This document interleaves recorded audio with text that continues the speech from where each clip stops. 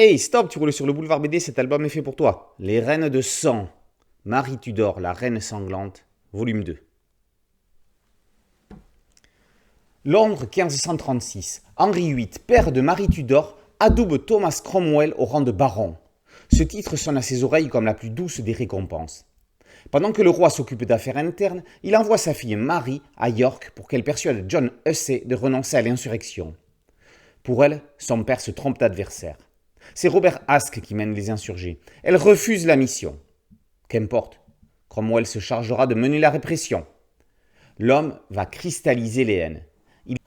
Il est l'incarnation de l'intolérance du roi, de son fanatisme et de la violence aveugle dans cette guerre de religion. Pour Cromwell, il est nécessaire de chasser les suppôts de l'église du pape qui noyotent les monastères.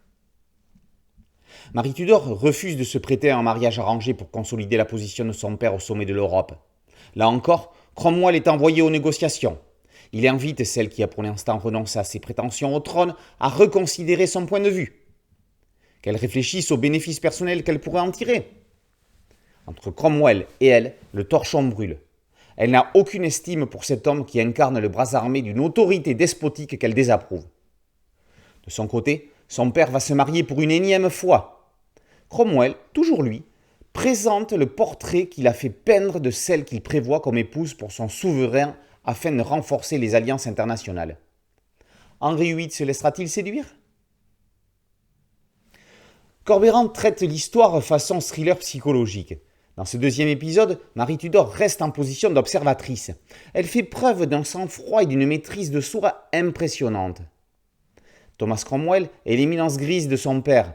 L'histoire du portrait est un véritable gag historique, comme s'y avait été inventé ce jour-là l'expression de comédie dramatique. On se croirait dans une parodie télévisée. Et pourtant, l'anecdote est véridique. Marie va pouvoir regarder Cromwell, comme on dit vulgairement, se cracher en plein vol. Elle n'aura plus qu'à ramasser ce qui devrait lui revenir de droit, mais ça, ce sera l'objet du troisième et dernier tome.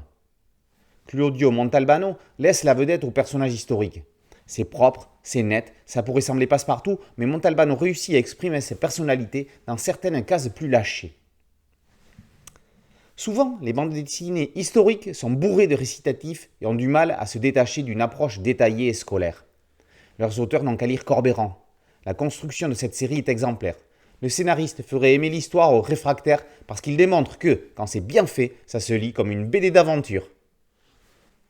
Les Reines de Sang, Marie Tudor, la Reine sanglante, tome 2, par Corberan et Montalbano, est paru chez Delcourt. Boulevard BD, c'est un site dédié, un podcast audio et une chaîne YouTube. Merci de liker, de partager et de vous abonner. A très bientôt sur Boulevard BD, ciao.